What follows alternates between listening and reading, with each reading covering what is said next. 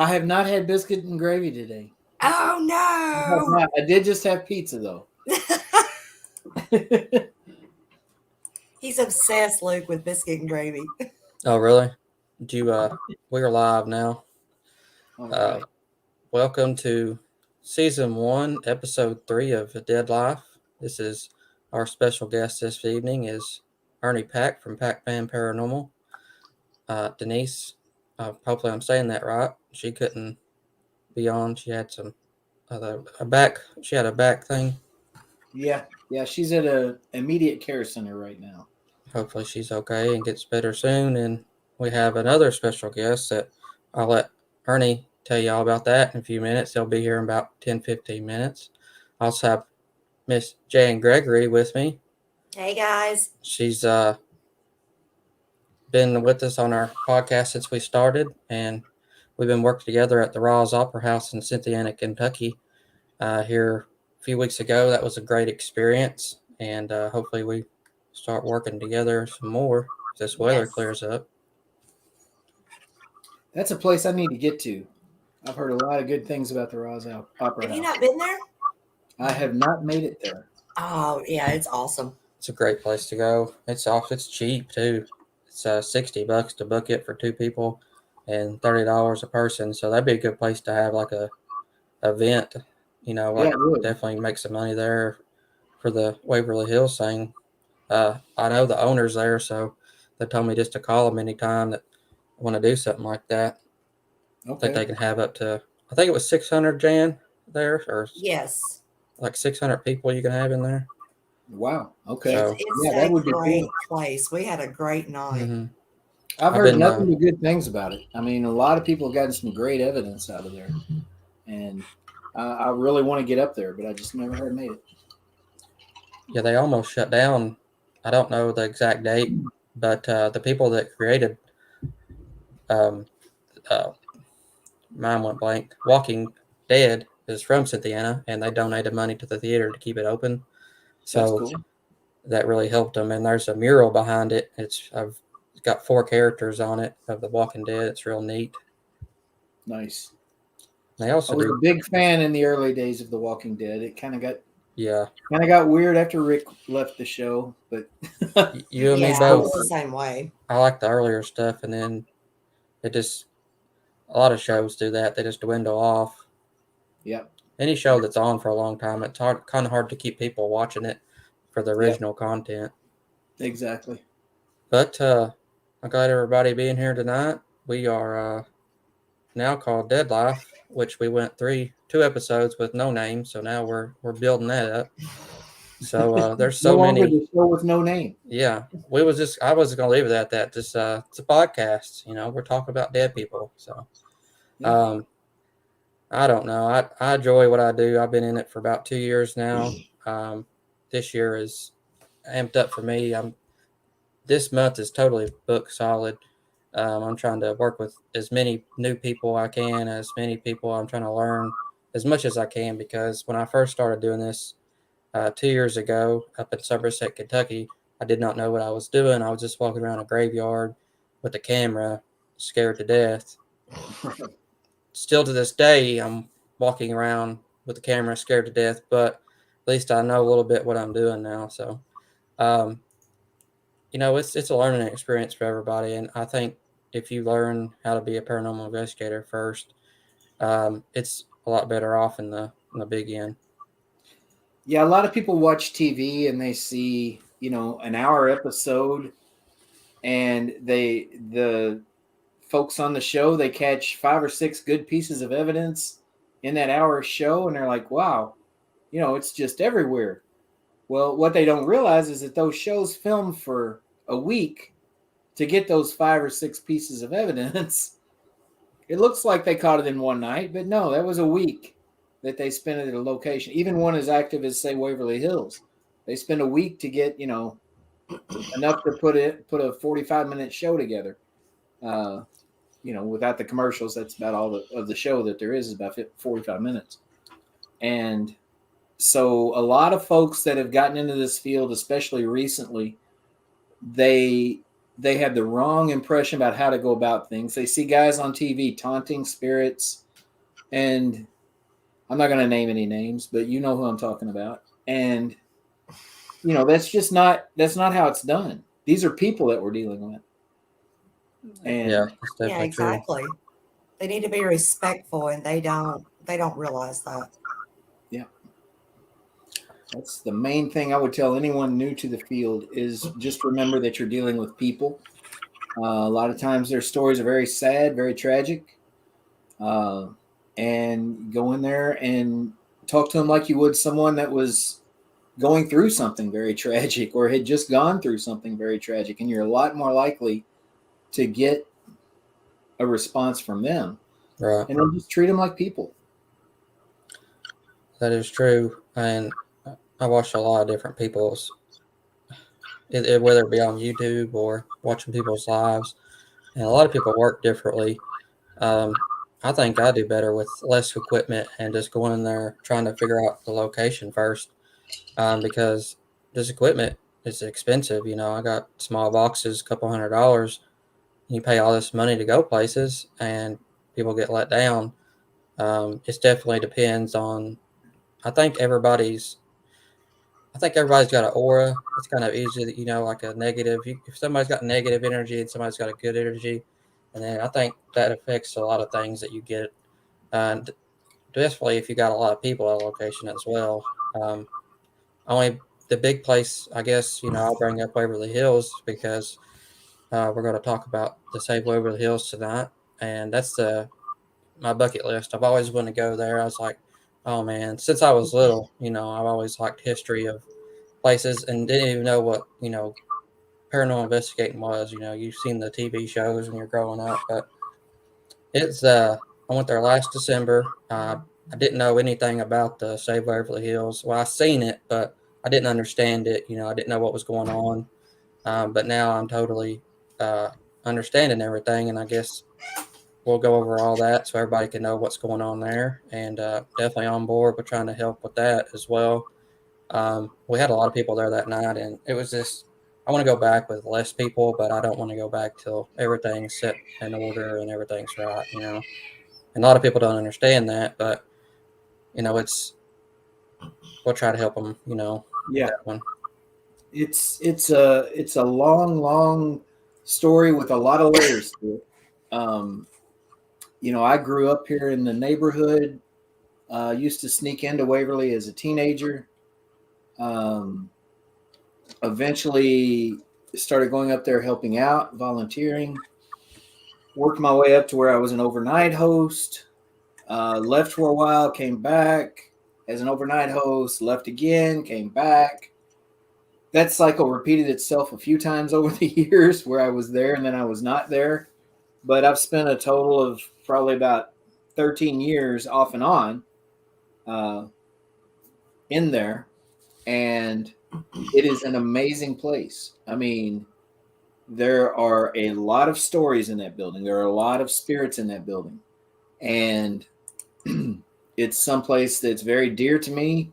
I mean, if you're familiar with Waverly Hills, probably the most famous room there, room 502. I got my cardinal Not right on my Cleveland's arm. area code. That's not I why wear mine. Where you got there at Cardinal? Yep. I went to school at U of L. Yeah. Grew up a Kentucky fan. Went to school at U of L. So became a U of L fan. This will date me a little bit, but my freshman year, the first class I had, I was with Purvis Ellison. He and I could not find our classroom, and so we were wandering around campus together trying to find our classroom on the first day, and we became friends. And he probably wouldn't know me from Adam now, but that did happen back then. But no, I mean, Waverly is a place. It's a bucket list item for just about anybody in the paranormal community, and it's right now. If you go now, you're putting money in the pockets of people that are trying to steal the building from its rightful owner, and that is something that we cannot have happen as a paranormal community. I mean, that would be disastrous for Waverly as a location for us to investigate for a lot of reasons. And so we are fighting. And the only way we can fight them is with money, because they have, well, they filed taxes on over $4 million in assets most recently, their most recent tax filing. Charlie and Tina, the owners of the building, don't have anywhere close to that amount of money. And you've seen it play out in court before. Whoever has the most money wins a lot of times. So we are up against a tough battle, but what we've got on our side is the truth and what is right. And so thank you, Janice. I won't go back until Tina and Charlie are back too. But we've been fighting hard to spread the word about what's actually happening, and we've come up with a few fundraisers. We've done pretty good with our fundraisers so far. We've got one coming up at a place I know Jan's familiar with, the Old Stone Jail. Yes. Bill was gracious enough to donate the building for a night, and Brandon Alvis and Mustafa Gadalari have been gracious enough to be our guests, or be our, I guess, hosts. Right. Yeah, host. I was We're having a VIP meet and greet, and then an investigation of the jail afterwards. If you've And the never been to jail's the an Old awesome Stone Jail, place in Franklin. The Old Stone Jail, I've, of course, been with you guys there. It's a really awesome jail. it is. I mean, there's a lot of activity in that little location. It's not a big place, but man, it delivers. It's packed, yes. Yes. And I will be glad when all of this mess is done, with Waverly, and it does go back to the rightful people that it does belong to. Because, I've never been to Waverly. And, just seeing the pictures of Waverly, it does not do that building justice at all. It truly doesn't. I mean, when you go up the hill, I mean, you can attest to it. You were there in December. When you go up the hill and you come around, I'm sure you had to come up from the Dixie Highway gate. You come around the bend and you first see that big, expansive building there, and the gargoyles on the roof and everything that goes along with it. I mean, it's kind of breathtaking. Really. Yeah, it is. I mean, even for someone like me who's been there, hundreds of times. I mean, every time I go up that hill, it's like, just look at this place. I mean, it just. Well, and most people probably don't realize, because, I know you and Denise personally, but, Waverly is so much to you guys. Waverly even brought you and Denise together. And, it's just an amazing story that you guys have, and the connection that you have with Waverly. It's awesome. Yeah. That's another book. That's a couple of more shows. That's a mini series in and of itself. Mm-hmm. But in short, if you've heard the stories of Waverly Hills, they talk about a nurse who was found hanging outside of room 502. And the story that's been spread and passed down forever is one that never made sense to me for a lot of reasons. And so I made it my mission to kind of talk to her, find out what really happened. And she responded. She talked to me. She let me know her story. One night, June 20th of 2019, Denise came up there for a private investigation, and I was her host. I told her the story. I told her my version of Sarah's story. And I watched her, and she was nodding and smiling like, yes, yes. And so we got to talking after the tour, and she told me that she'd been coming there since 2009. Ironically, the first time I went to work there was 2009, but we'd never met until that night. And she had gotten the name Sarah. She had gotten the same story about her that I had gotten. And so we started talking. And to make a long story short, that little nurse outside of room 502 that was raped and murdered brought Denise and I together. And I'm forever in debt to her for that. So thank you, Sarah. Yes. That's like I said, feeling better. I could, Jan, we could do a couple of shows on Sarah's story. Oh, absolutely. Yeah, because, We, just hearing the stories and, all the evidence that you have about her, when we stood down there that night and we talked, I mean, it just blew my mind how it makes so much sense, of the details that you were talking about. yes, Yeah. yeah, It's yeah. and Her story Sarah's makes a lot actually more sense on than the legend. and Sarah's actually on your all shirts too, right? She's in Yeah, the yeah. background. On the original Packman Paranormal shirt, she's right there in the middle. The new design right now it just has 502 right in the middle, but the original shirts have Sarah right there in the middle. And we're gonna. It's better late than never, Uh-oh, Charlie. we've got a guest. Dum dum. Kick the door Dun, down. dun, dun. It's the one and only owner of Waverly Hills, rightful owner of Waverly Hills, Charlie Mattingly. Come on, Hello, Charlie. sir. Nice to I meet you. guess I'm rightful and my name's on the title. There you go. So we were just talking about Waverly in general, and we've only scratched the surface of talking about what's going on up there. But for those of you all who don't know, this is Charlie Mattingly. He owns Waverly Hills. He bought it in 2001, took it from an abandoned building that nobody had ever heard of into this paranormal icon that we all know.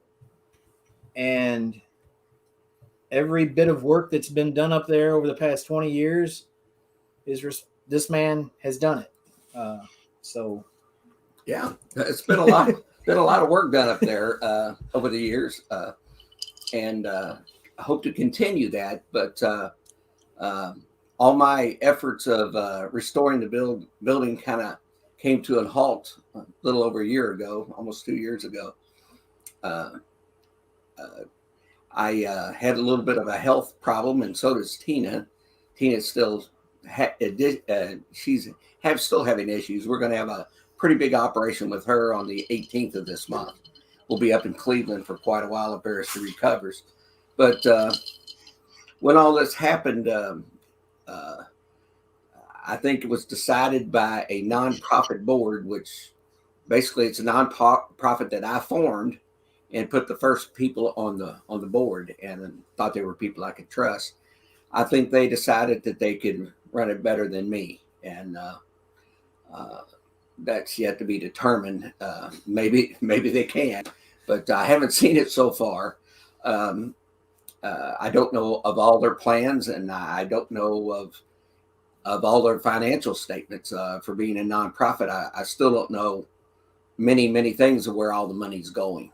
I hear rumors, but I know when I was there, I know where every penny went, and I can walk around and I can put my hand and show you everything that was done every year that I was up there. And believe me, it would take a day to walk around with me to show you everything I've done over the last 20 years.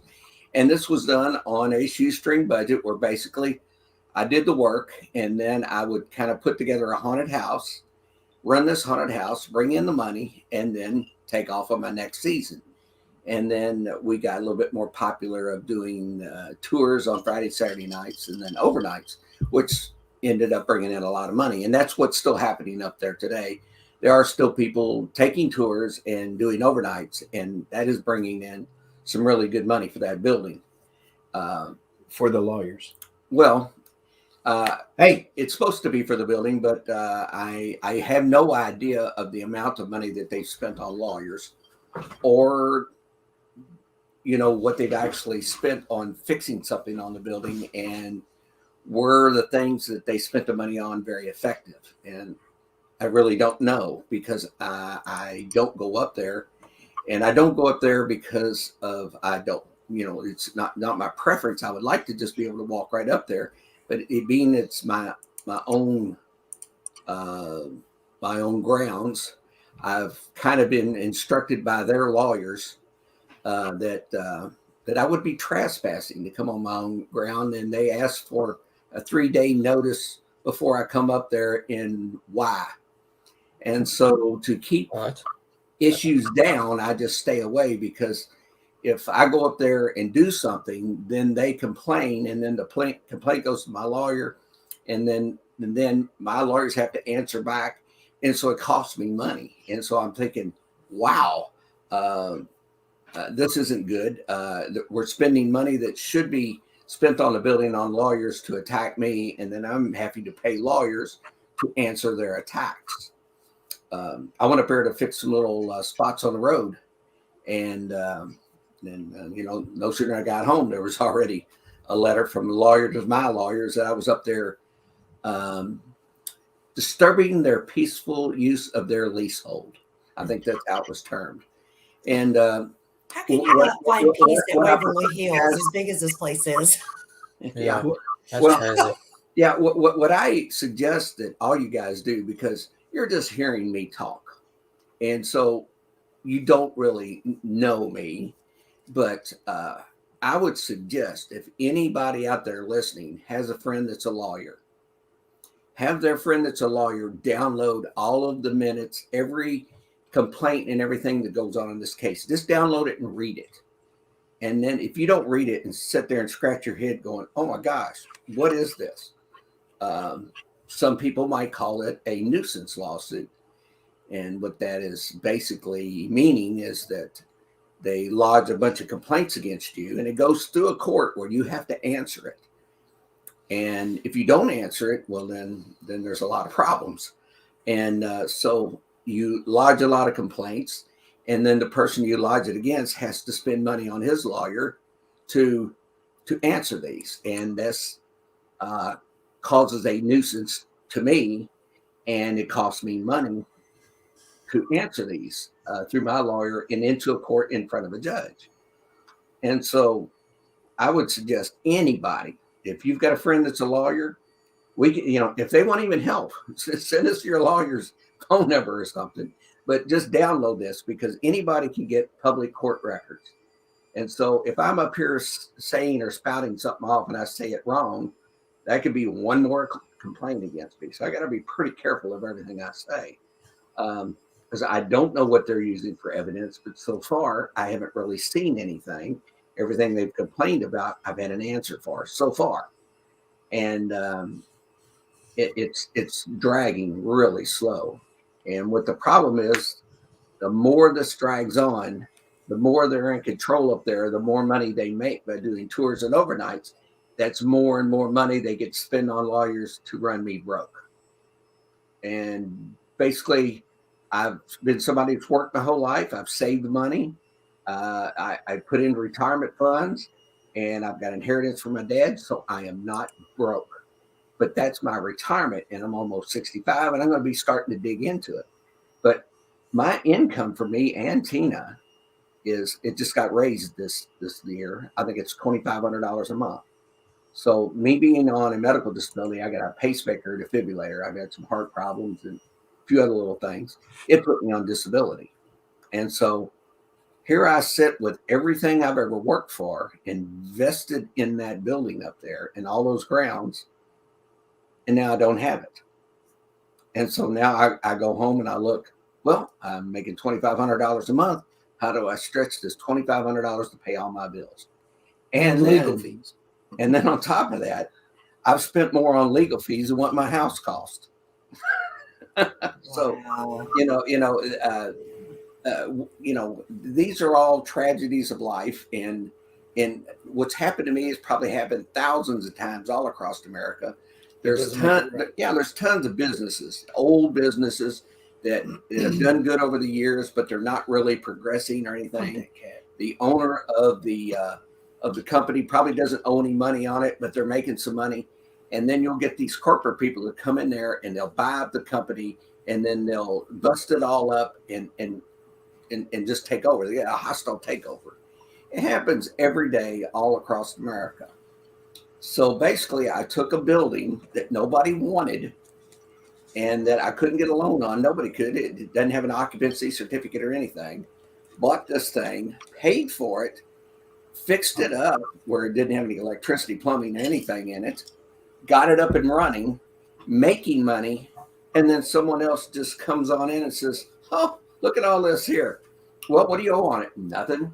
How much money does it make every year? Oh, it probably brings in about $1 million a year. And they scratch their head. This dumb guy here, what can we do to get rid of him? And then it'll be ours. Well, they figured it out. They got enough people on the board that could pull a vote, and they say, these people are bad. We got to get rid of them. And so then that's where I'm at now. And I got to, and probably I've already said too much. This is probably recorded and being sent off to their lawyers now. I hope not. You don't have permission to use it. Yeah, there you go. Yeah, then Luke's going to get them for that one. I'll sue you for copyright infringement. So yeah. So anyway, that's basically it. That's the story in a nutshell. The area up there is sitting. The building is sitting on 29 acres. The building sits on about 2, and that leaves about 27 acres around it. And the mission statement when I first formed this nonprofit was to raise up money to restore the building. And it has nothing to do with the other 27 acres up there. But somehow or another, through legal terms, they think the 27 is theirs also. And then while this was going on, and I was up there helping them getting a haunted house going and raising money and putting it in the bank, we needed an entrance off of Dixie Highway. And so I went out, trying to save up this money, negotiated with my neighbors crossover in Hardwood Forest. It was 3D development, and they had 160 acres behind us. And so I negotiated to buy about half that off of them so we could have the main entrance coming in from Dixie Highway, because that's how you'd want to get there. Dixie Highway is the major thoroughfare, and parallel comes off Dixie, comes right up, goes straight up to the hospital. Nothing really else on that road. There's apartments on the sides, but there's nothing on the road of Paralee except that building. So I negotiated with 3D Development and bought that. I think it was 80 some acres, almost 90. It was $800,000. It was a lot of money. But the reason I did it is because it was so important to have an entrance to get in and out of this, because there was only a 60-foot road frontage coming off of East Pages Lane between 2 houses that would feed this. So if we get big giant crowds up there, we have to have a way to get the crowds in and off. So I went through this, and then I went to go buy it. And then as I took the money out of the Historical Society's, bank account to pay them, we had a problem of we couldn't even get it put in the Historical Society's name, because the Historical Society never went all the way through and got their federal ID numbers and numbers with the state so I could register that property in their name. So it actually was in my name for a couple of years, and we set it up that, okay, you're just lending me this money until, I can either pay it back or give it back to the Historical Society. Well, when they later on, when the Historic Society was completed, and they said, now you are a nonprofit, legally, then I signed that property over to them. And then right after that, then I bought the rest of the property from 3D Development and put it in their name. I used the Historical Society's money and put it in their name. So that gives the Historical Society ownership of maybe 160 acres. All right. And so now the Historical Society comes in there and they take over, and they fire Tina and they kick me off the property, which I lived there since 2007. And I have a list of people who will stand there when I moved into it. They claim that I just was allowed to stay there in an apartment while Tina was working. So anyway, I've got this set up where they own 160 acres, somewhere about that. The number might be off a little bit. And so now that nonprofit has assets, and this nonprofit is claiming that I have damages against them, that I stole from them, embezzled. They've got all these charges, which you can go to court records and read all of their accusations against me. But yet, you can go to their tax returns where they will claim they've got about $4 million in assets. So somehow or another, I set this up. I bought all this stuff. I work with them to do the haunted house, to raise all this money. I negotiate and I buy all this. and get the historical society worth $4 million, but somehow or another I've stolen from them. Now you figure that out. Now, if a guy's stealing from somebody, why would I just give somebody else $4 million worth of assets? That don't make sense at all. No, and none of this will. And like I say, you got to get these court records. And when we get into court, anybody that wants to come in there, I really welcome you, because I want to hear this played out, because I want to see, what the public outrage is going to be when they find out all these accusations against me and what I've actually done and then what they've done.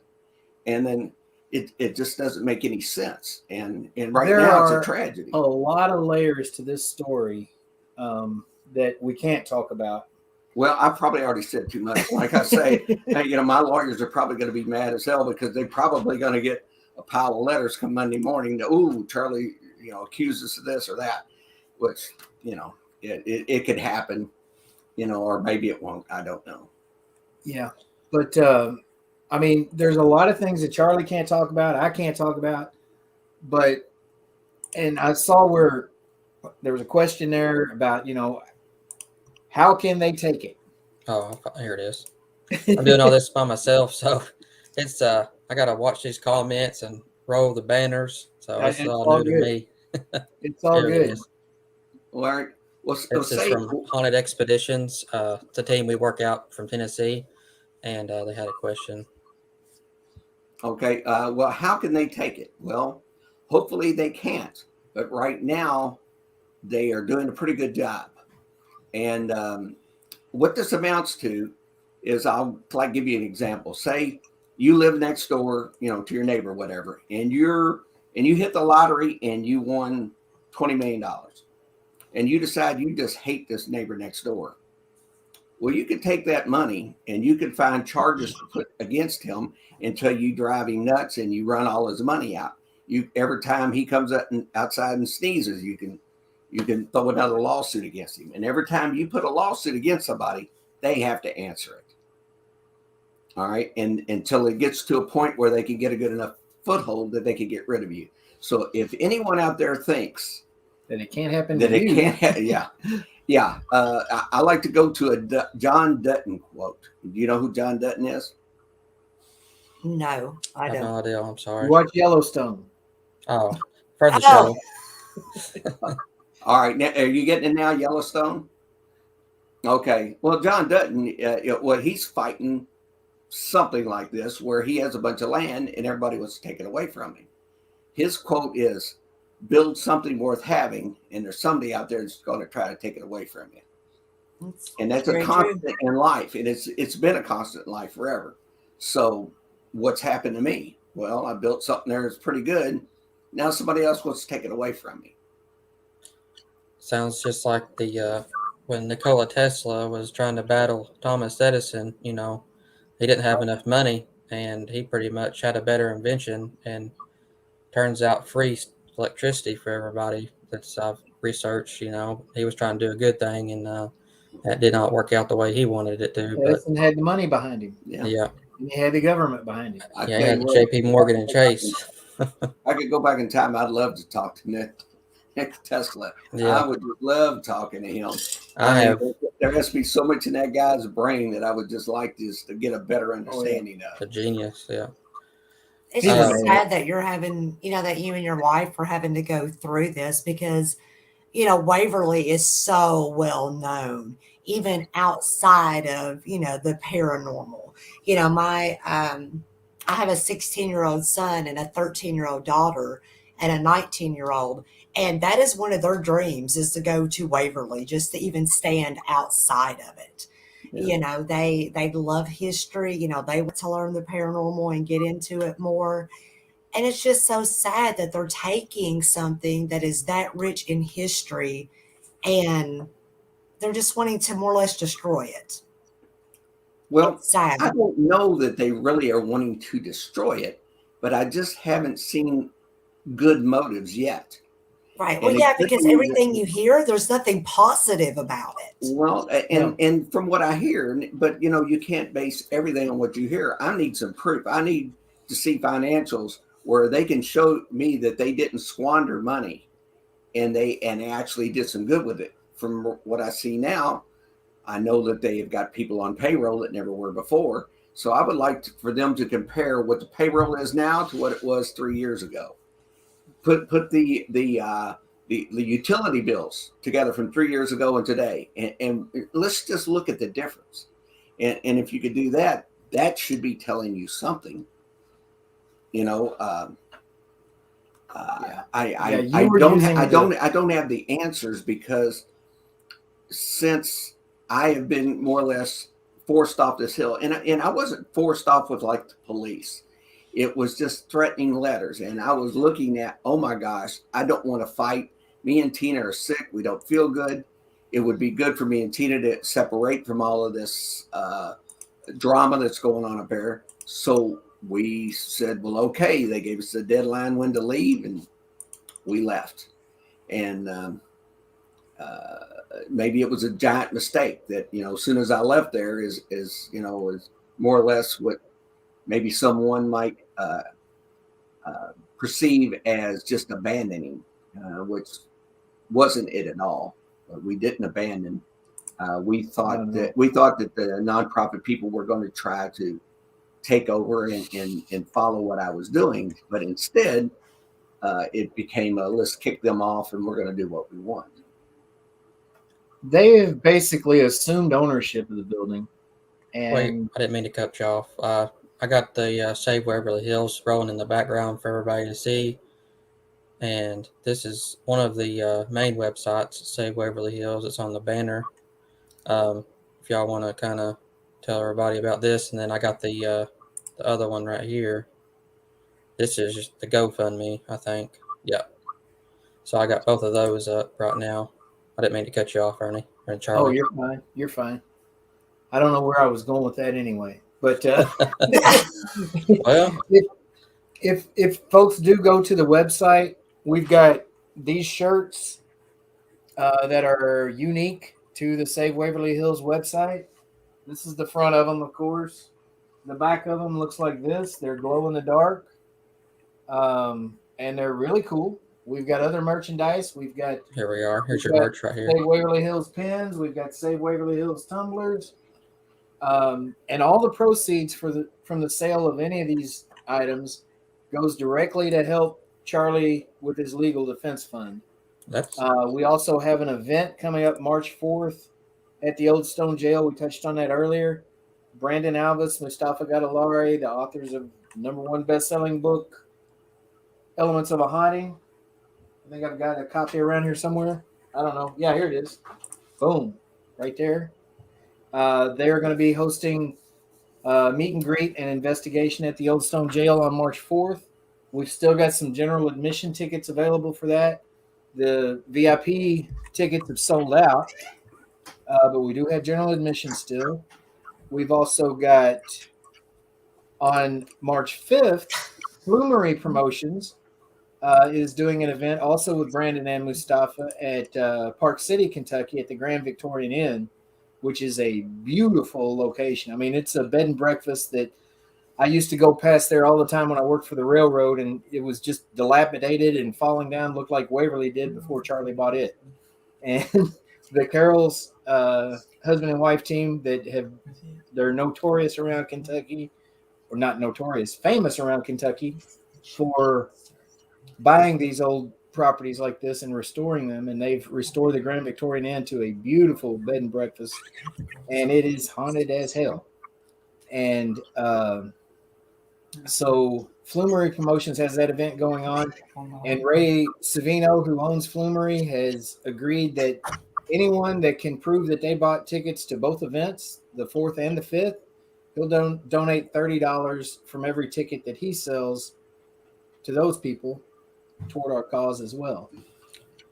That's so wonderful. We've got a raffle going on. The drawing is going to be tomorrow night. We've got a lot of nice prizes that have been donated for that. We just announced we're doing a fundraiser in conjunction with what is it called? Staying Alive CPR. Yeah, that's right. With COVID, a lot of CPR classes have been canceled over the last couple of years. because people didn't want to deal with that, because COVID. Well, Staying Alive CPR is doing classes, and they're going to have some at the Quality Suites in LaGrange, Kentucky, March 18th, 19th, and 20th. That they're donating. They have to pay $40 to the Red Cross for each person that purchases a class, but they're donating the rest of the proceeds to SaveWaverlyHills.com. So we're hoping that we can get a big turnout for that. We've got links to that have been shared on Packman Paranormal and the Save Waverly Hills Facebook page and group, and we'll get them put up on the website as well. But we got a lot of stuff going on. We got big plans for when the spring hits too. Yeah, well, what my kind of hold up on a lot of things I'm doing is that my wife Tina is looking forward to a pretty big operation that could turn her health around to be much better. And if we are successful through this operation and we are successful with her recuperating well, that will open up for me time where I don't have to kind of make sure she's okay all the time, to actually getting out and doing something. So I will go from being a 24-hour-a-day worker guard at Waverly Hills to just a caregiver, I guess, at my house without a job or doing anything, maybe back to doing something come springtime. And if I can't do things up at Waverly, I'll do it somewhere else. But I plan on starting my campaign as hard as I can go on this, just as soon as I'm sure Tina's going to be better. And then that'll give me a better foothold into starting to fight some of these things that, like, you can see in some of your questions that come on this, how can they do this? Well, there are a lot of details that I'd have to go through, and many of them are just mistakes that I made by trusting people. And when some of this nothing criminal. No, nothing. I mean, it's pathetic. I just didn't think that the people that we're dealing with would do this.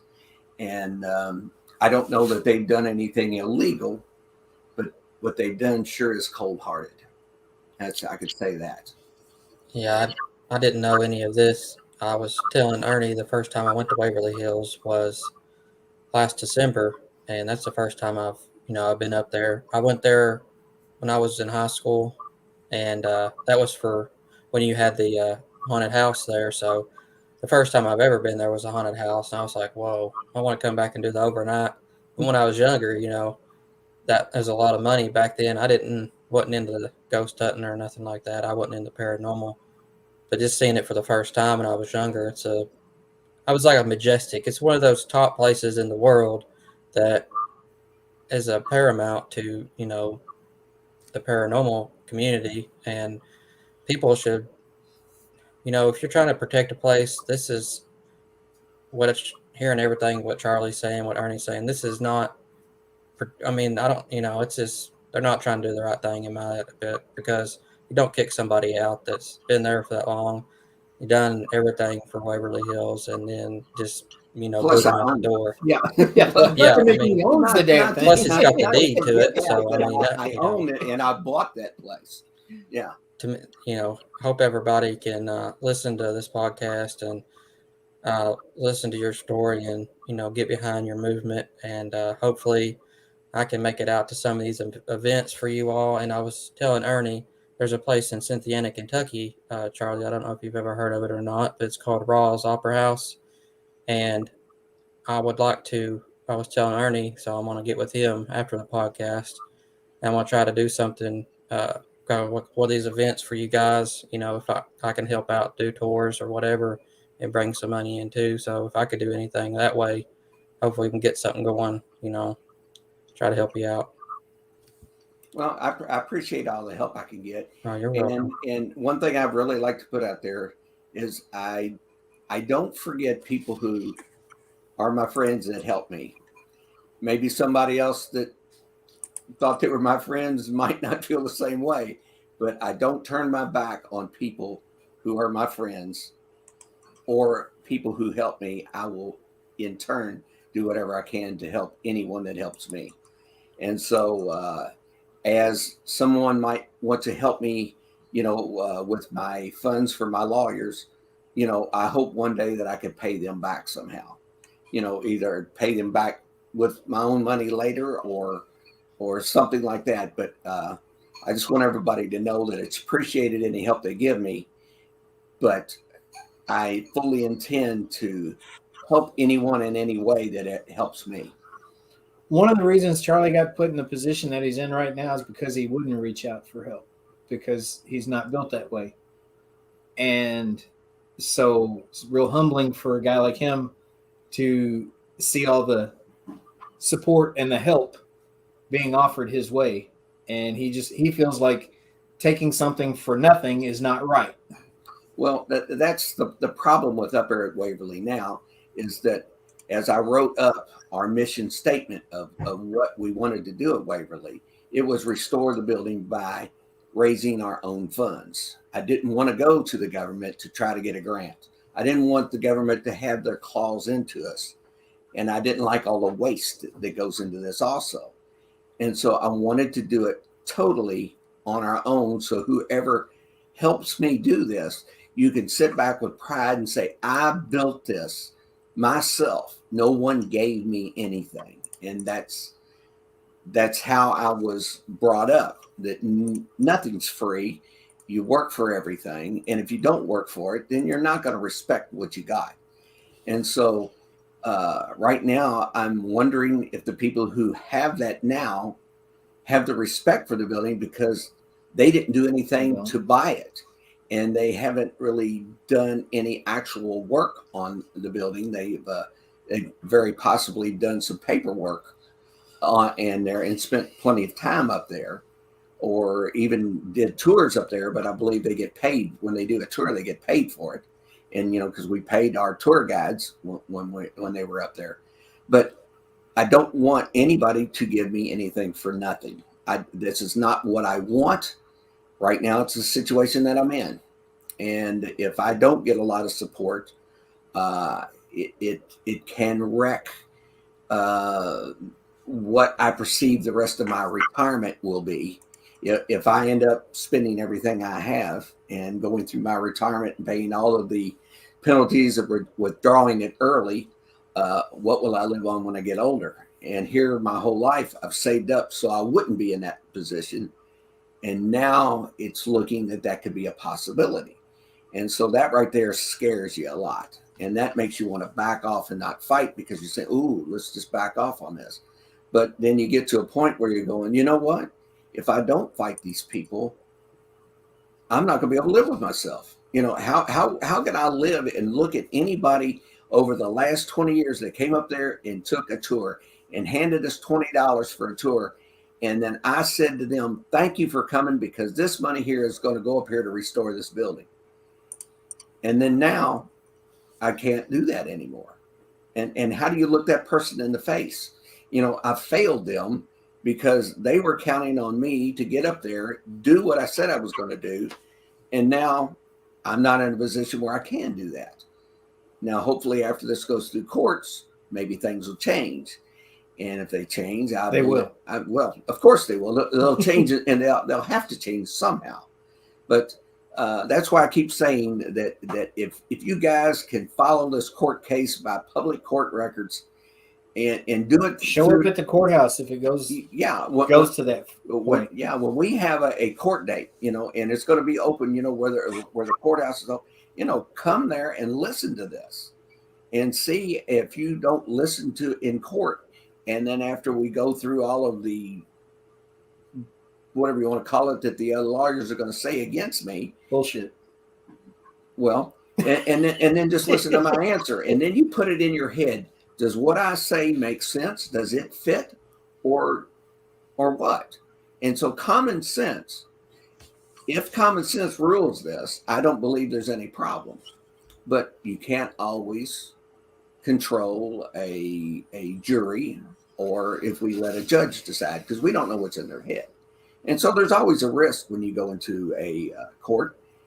And that's the scary part, is because I am taking my life in my last 20 years and I am risking it in front of a judge or in front of a jury that don't know me and don't know everything I've done up there. And how will I be able to explain to them everything I've done, what all my motives were, and then have them say, okay, now we've heard your side, we've heard the other side, what makes sense?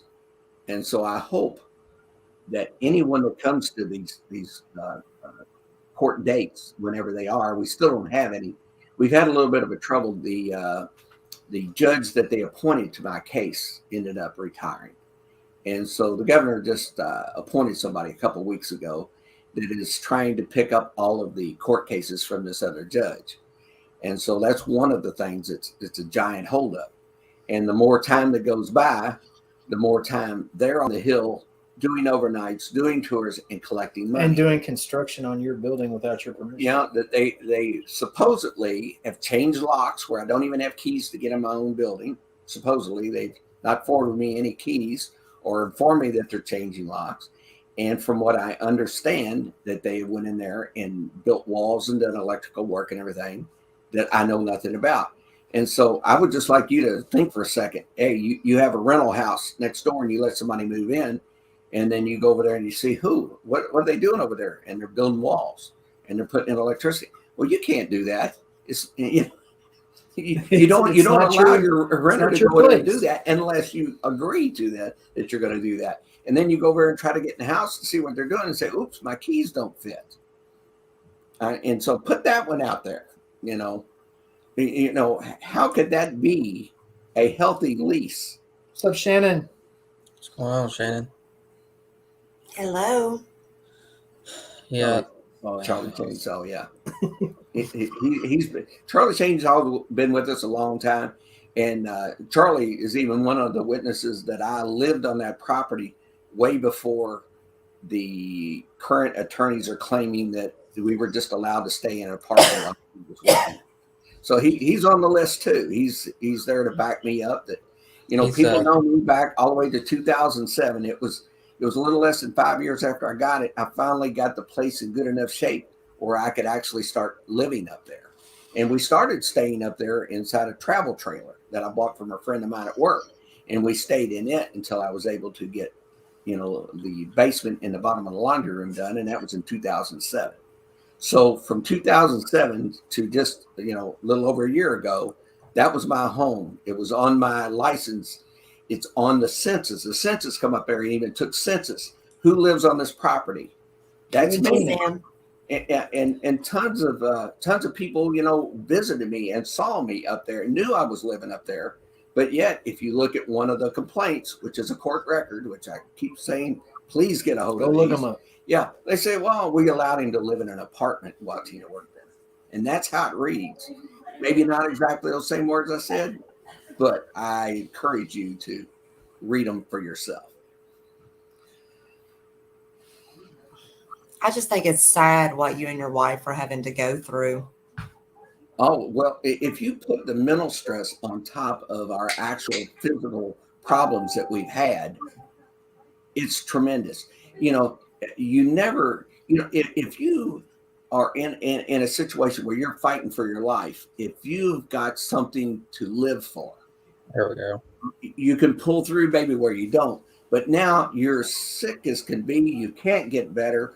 Tina went through almost a 7-month recovery from her last operation, and she had a very slow recovery. And now the whole time she's doing this, she sits there and she goes, all of the people that I thought were friends aren't my friends anymore. The home that I lived in for over 10 years is gone. I can't even go on the property.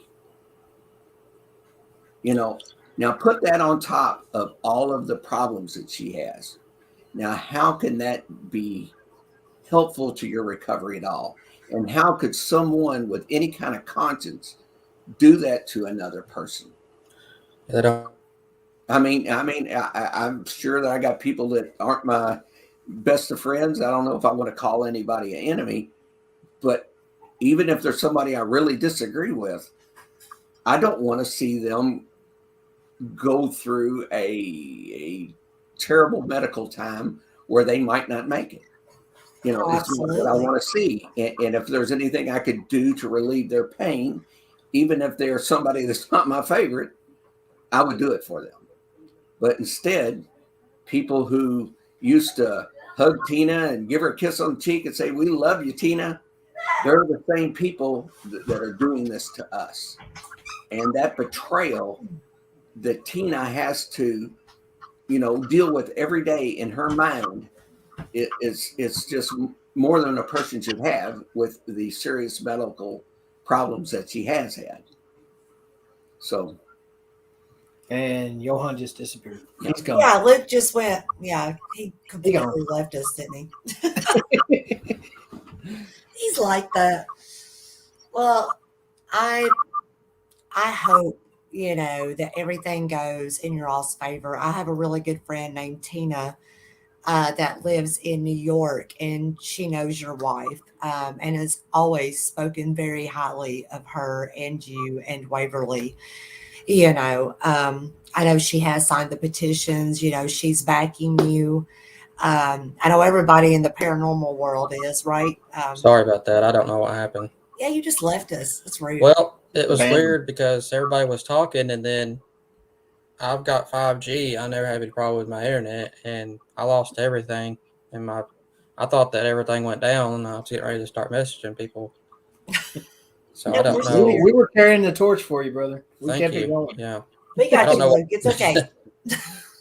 Sorry about that.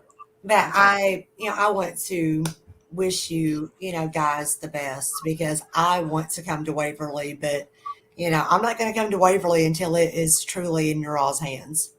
well, I can't help but to think that justice prevails. I've been taught that my whole life, that if you do what you think is right, that you're going to be okay. And I am doing what I think is right.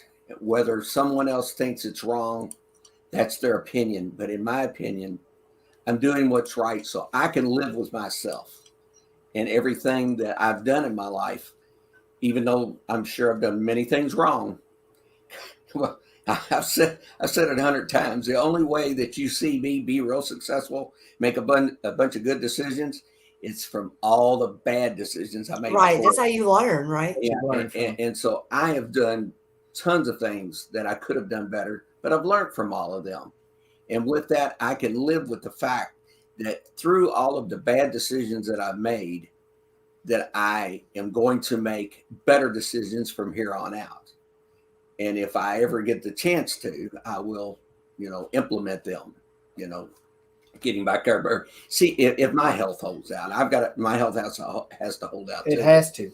You know, I'm and not so allowing anything else. And so, even though I do have the problem with my heart, I have an ejection fraction of about 35%. And that's what is so crucial about me having my home up there. I would get up in the morning, I'd go outside and I'd work with the guys, get everybody going, and then I would wear out a little bit so I could go in my house and sit down. And I would sit down for about 15, 20 minutes, and then I'd feel, okay, I'm good now. I get back up and I go back to work. This would happen from 6 o'clock in the morning until 8 o'clock at night when we the get the guests people start that start showing up. Many guests, when they would come in there, I would still be out there working on equipment while they were getting ready to go in the building. I'd stop what I was doing. I'd bring them up and I'd, tell everybody, oh, thanks for coming. Thanks for spending your money. Because you see this work I'm doing out here? I'm doing it because you came up here and spent money. And then I would thank them for it. And then that would be about the end of my day, except while then the overnight people were going in, guess who's watching the cameras after working all day long?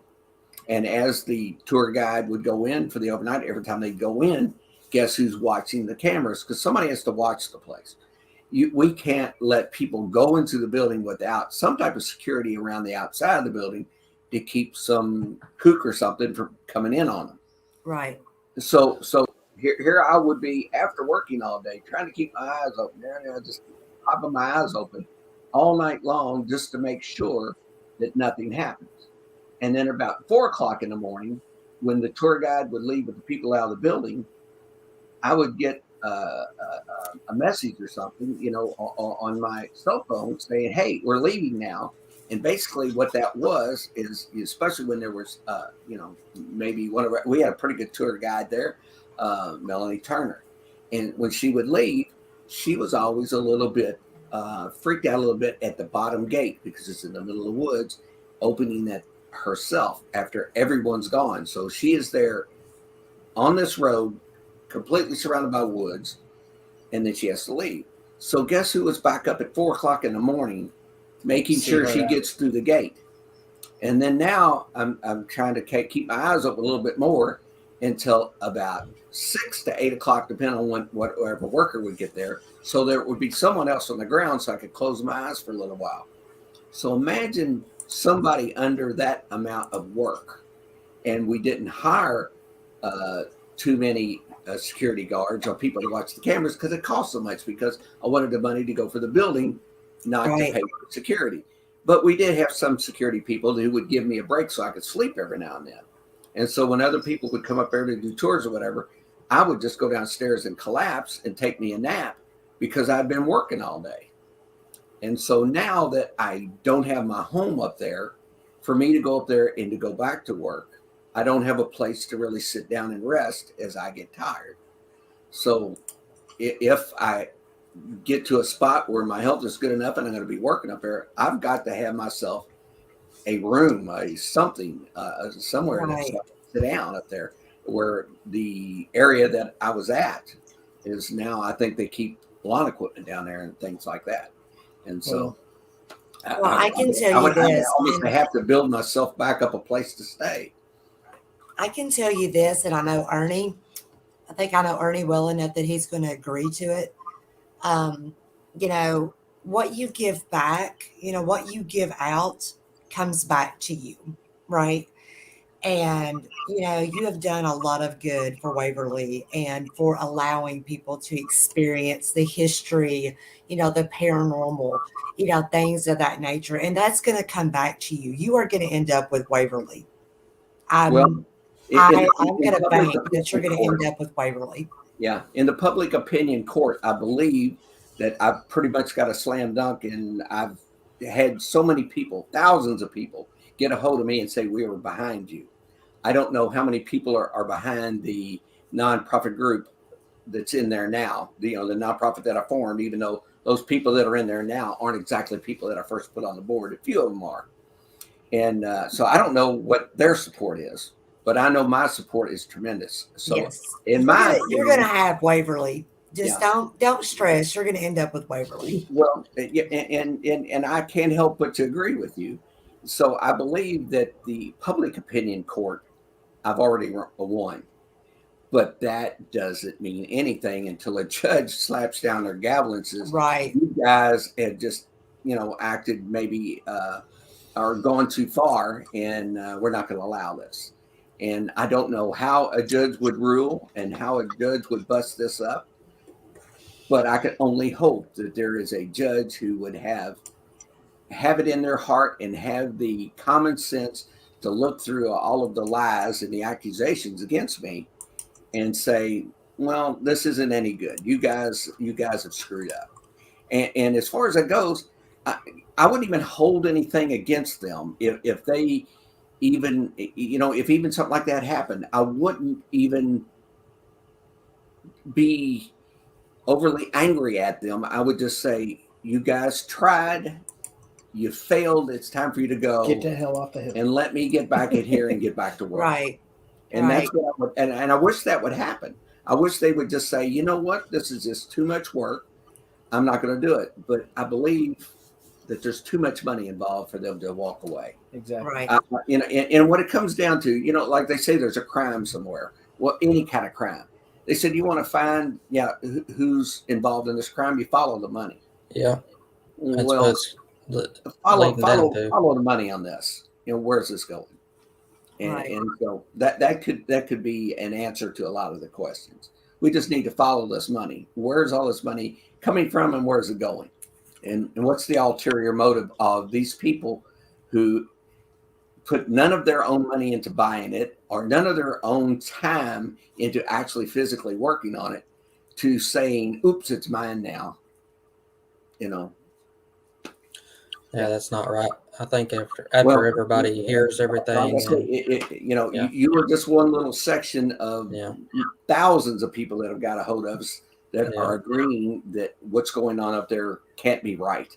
You know, even if some of the accusations that they put against me might even be true, none of them could justify throwing me out of a home for that I was there almost 12, 13 years, throwing me out on the street from my own property. It's like you living in your house that you're in right now and say you've owned it for 12 years, and then somebody comes in through some little legal procedure, throws you out on the street, says, get out. And so when I got out, I was lucky enough to have a house to go to. I had a house that I bought many years ago, almost 30 years ago. And that house had some problems, and we had to gut the whole house. And so when this all was happening, I had been working on this house back and forth for years, trying to get it back together. But I was so busy working up at Waverly, and then I didn't have my own personal money because, you know, I wasn't on a salary up there. They didn't pay me for the work I did up there. So I had no income coming in to really pay for all this. So now all of a sudden I had to go back to this old house and restore it all and get enough good living area so I would have a place to put Tina. So the first thing I did, I built and finished off one of the bedrooms and the bathroom and the kitchen so that I could move her in. And then from there, I continued working on the rest of it. And so I, you know, in one respect, I'm very lucky because I have a place to live, but I wouldn't if I didn't have the skills to fix all this stuff and do it all myself. Right. And so part of this, I can't help but to just feel lucky that I can do these things. But what I don't feel lucky about is that I'm not, well, I had to, that I'm not using my talents at Waverly where I should be Yeah. on my own property restoring.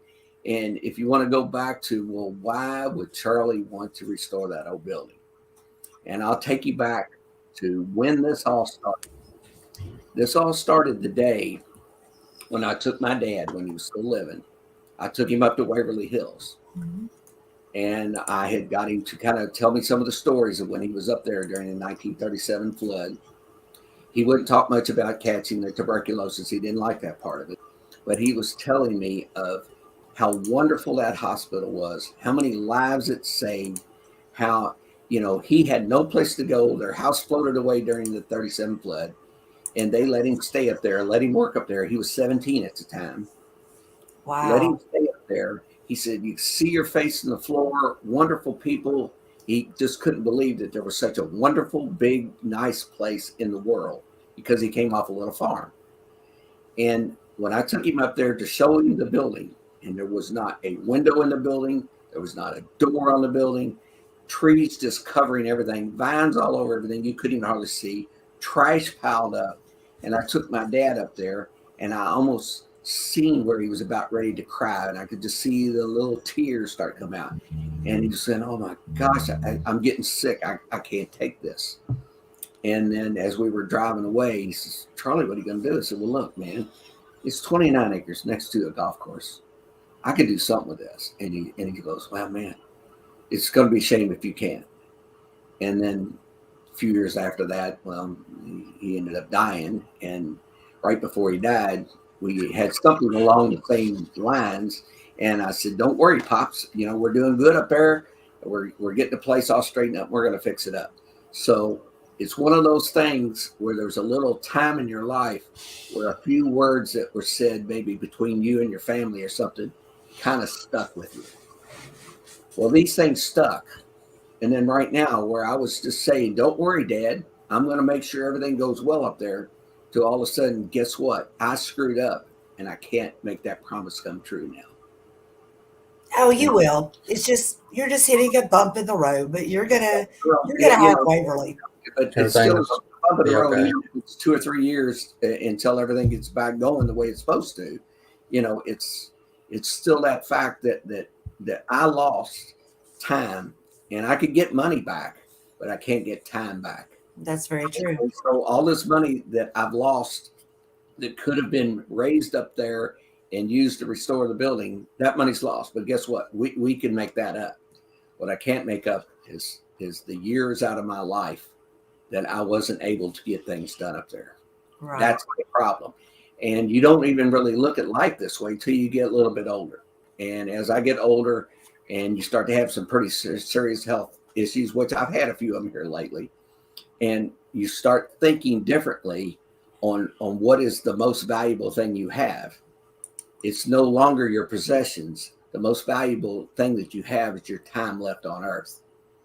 So with what time I have left, I want to right what I feel are wrongs that have happened at Waverly Hills. And if I could do this and then I die, well, then I could say my life was worth something. If I let this go and let happen what's happening up there, I think I'm going to be one of them restless souls walking up and down the hallways of Waverly Hills.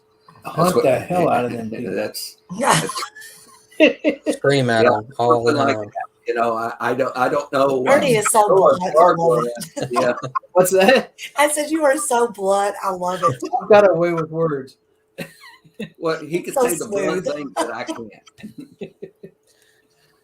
I have to refrain from many things I'd like to say. Yeah, finally fixed I had to switch to my phone's internet. I don't know what was going on with my home Wi-Fi, but I finally got that lined out.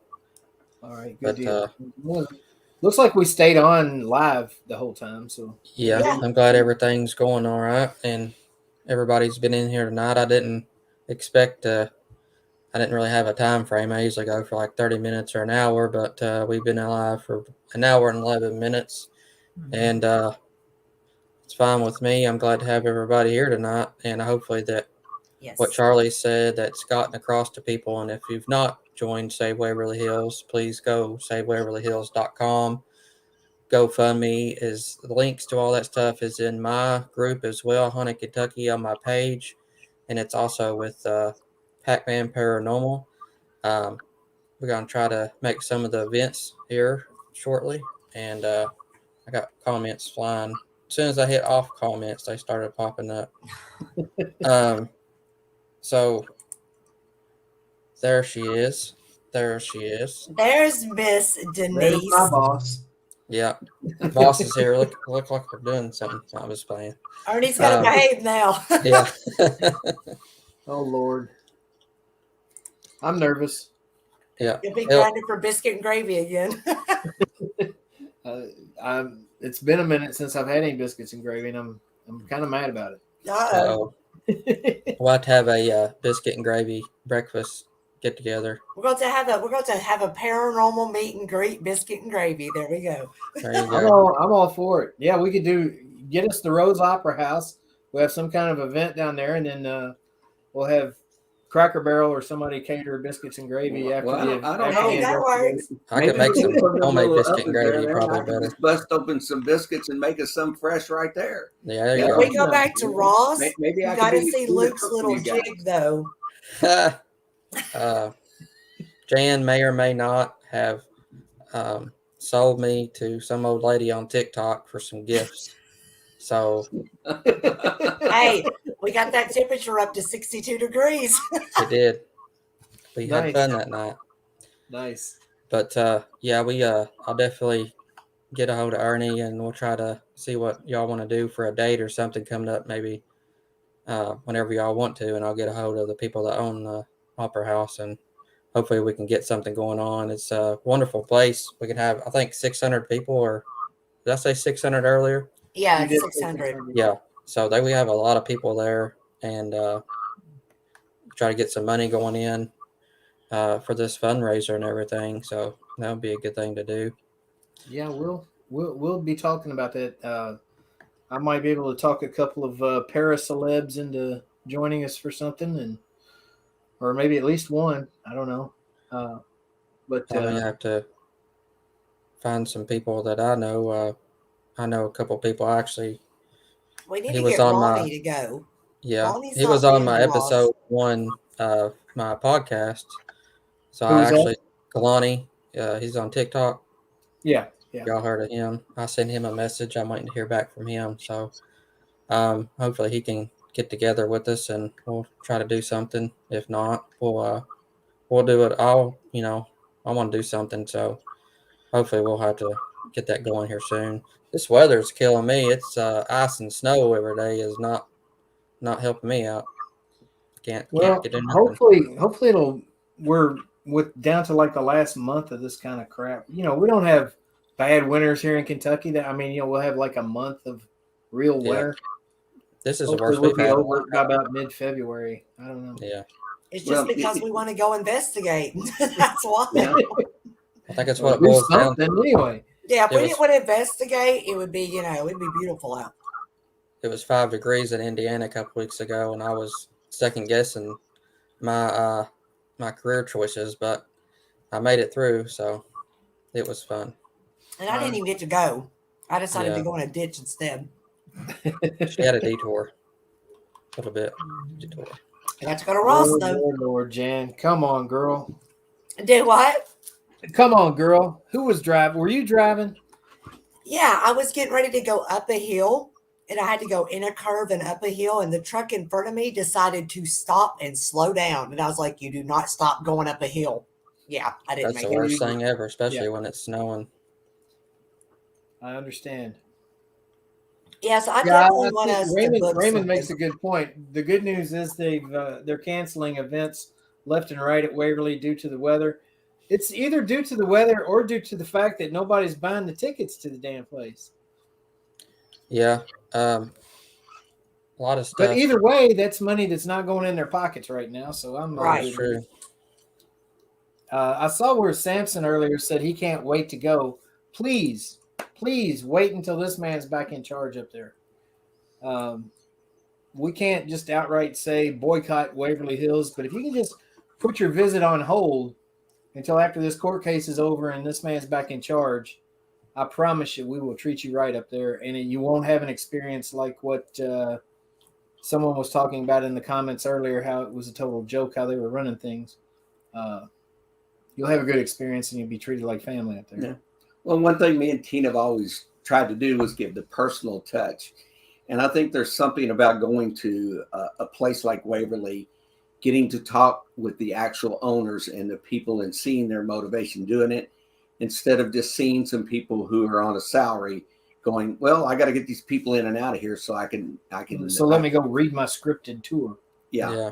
And so there's a little bit of the difference in that. And that doesn't mean that you're going to have a terrible time at Waverly, because I don't think you will. It's a great location. Yeah.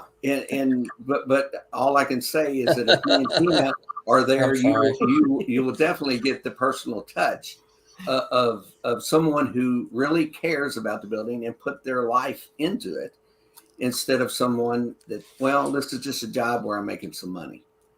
And That is true. And You got to hold Denise back. She's going to hurt somebody. well, I tell you what, of all the people in the world I'm scared of, I could probably, put down a short list. She's on it. I mean, Yes. I think she's pretty scary. And if someone was really, really mad at me, I hope it's not Denise. Denise is awesome, though. But, She is cranked up her and and ready to Ernie go. both. I'm telling you. yeah, her and Ernie both are some of the most honest people you will ever meet. I love them. They are great to be around. Ernie gets a hold of me sometimes and throws that honesty on me. He says, "Now hold on, Charlie. Now hold on, Charlie." he'll pull me back down sometimes too. Ernie does the same thing to me. That's good to have somebody there right next to you, because sometimes like it's a little bit. If you're not really sure where you are with being friends with somebody, if somebody is right beside you and then they start correcting you, like maybe you're going a little bit overboard on this, well, guess what? That's probably your friend, Right. because your enemy would just let you go out and do something. They wouldn't stupid. care how stupid you acted. Yeah. yeah, that makes sense. Ernie, what we could do is just let Denise go to Waverly. She'll clean house in a heartbeat. Oh, She's ready. Oh. She's ready. I mean, she's got a hit list. I can't use that phrase because God bless us. Yeah. She's got a list of people. We got a she would technical like to problem. have I'm fun sorry, with. y'all didn't. Yeah, Technical no. issue. Y'all didn't hear That's that. much better. You got to be very careful saying something that might go Luke, what was that? I think we're getting hacked by the Russians. There's going to be a The Russians restraining are order hacking us against right me now. tomorrow, man. No, Denise. Or Denise. Yeah, it's her hit list. I mean, her thing. Yeah. She's laughing. Denise is awesome. I think a lot of her and Arnie both. Yeah. We think a lot of you, Jan. Damn it. So there. What? We think a lot of you too. Awesome. We need to get together. I haven't seen you guys in like a year. It's been a minute. Were you I'll at the cook. wedding? I'll cook the breakfast. Yes. No, What's I up? was at your proposal. Okay. I That's was right. there the Yeah, you night didn't make you, it to, you proposed. you didn't show up at the wedding. Yeah. We I haven't didn't know forgotten that. about it. We haven't forgotten that. I know. So no. But Now we'll Denise get and her- together, Kate. Show up at the Old Stone Jail. We still got general admission tickets left. Yeah, I was Janice talking says to. Denise is awesome. Uh-oh. When are you doing the jail? March 4th. March 4th. Yeah. If me and Tina are out of Cleveland by then, up there at the Cleveland Clinic, and I can't say enough good about that place. The doctors that have worked on Tina have people that come from around the world to get operations up there. Oh, awesome. There's nobody in Louisville that will touch her with all of the problems that she's had and the complications. We can't find a surgeon in Louisville that'll even take her on. And so if it wasn't for Cleveland Clinic or places like the Cleveland Clinic, Tina wouldn't have a chance. So right now we just feel so lucky that they'll even accept us there as a patient and take her case on. And if they do a successful operation and she does recover, I think you're going to see somebody fired up, and Denise will have somebody to be to be out there fighting with her. I have a counterpart with her. She'll have Yep. Yeah, anybody that knows Tina's a feisty redhead that don't take no crap. Well, she's taken a lot of crap the last couple of Well, years. she's just been sick. Yeah. But once she's better, look out. Look out. She's coming, right? That's right. Yep. And, Her and Denise can put on their superhero costumes and go at it. Exactly. when I first seen all this stuff, I had to.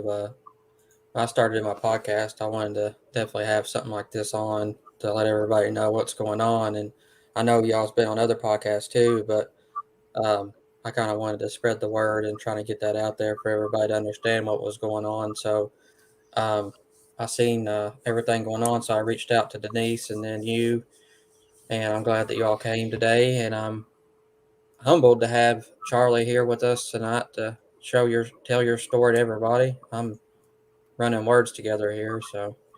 Well, but we appreciate the opportunity to spread the word because, like Charlie said, I mean, we can win this in the court of public opinion all day long. But as long as their pockets are getting lined with cash from the paranormal community, they're going to keep paying attorneys to make this difficult for Charlie to get back in control up there. So any opportunity we can get to spread the word, let people know that, like what Shannon says there in that last comment, which I'm not going to repeat, but there you go. Hey, that wasn't me that said that. We didn't look say at that. Luke. All you lawyers up there, I did got my not lawyer say fingers that. out here. If people do that, then this fight becomes a lot easier for Charlie. So anything we can do to spread the word, we really are anxious to do it and happy to do it. And I'm honored that this guy has trusted me to help him kind of be a spokesperson for all this. Well, I would like to kind of put in maybe call this more or less a closing comment. In this world, there are good and bad. And I believe that all these people that are good, they couldn't be good unless there was bad. So with that, you're never going to get rid of evil, and you're always going to have good. And what we are all taught, I think everybody's taught, except for maybe a very few people, is that the good always prevails. The guy in the white hat, all that kind of stuff. And so there is going to be evil in this world, and that doesn't mean that you have to hate evil. But what it does mean is the people who are right have to stand up to evil. If you don't stand up to evil, we're all doomed. So if you see evil in this world and people doing evil to another person, it's your duty. It's my duty to stand up. If it's not for me, if it's somebody doing something to you, it is for me to stand up. And that's why there are riots or demonstrations that have been all through Louisville. We've had all kind of big demonstrations all in Louisville, marching up and down the street. We've had, people of Minnesota even shot somebody over all of this silly stuff. It's people standing up for a social injustice. And so if we can stand up for what we believe in, and we're on the right side, which, that's in a matter of opinion, that's what we have to do. So I want to say, don't hate evil, stand up to it, and don't let it take over. Absolutely. And Very wise words. That's where I'm leaving this. That's more than, that's kind words from you. It means a lot to everybody. If they're not behind you now, hopefully people will join the fight. And, I appreciate everybody watching. We've been live for almost an hour and a half. We've been sticking it to them. And they can't use We'll this come back again podcast. and talk for Hopefully. another hour and a half or two. Yeah. We're going to get some Bang energy drinks. And yeah. But I'll stay if y'all, whatever y'all want to do. No, I'm just saying, no, I'm good. This heater's about to run us out of here. Honestly, we got a space heater in here that's about to burn us up. We're about to reach our limit on that. Yeah. If you want to bring us back anytime, get into any more details on anything, or if we have any updates or anything, I'll be in touch, and feel free to reach out. And we'd be more than happy to talk to you anytime about this or anything else. I was talking to Denise about coming to the Old Stone Jail. I've not been there yet, so hopefully I'm going to try to make that. If not, I'm definitely going to make the Victorian House. And then I'm going to get with you after this or later on. Then we'll get some dates kind of worked out for Ross and try to get something going up there for you too. So we get that going. We will pack Ross out just to make this happen. If I'm there, it'll be packed. Of That's course. right. Get it sold out. Packed. It's really Denise. Just don't tell Ernie. She's standing behind him. She's in the next room. She's probably ready to throw something at me when I walk out the door. She's going to tackle you. If you don't get biscuits and gravy tomorrow, just let me know. I'll give you a holler, man.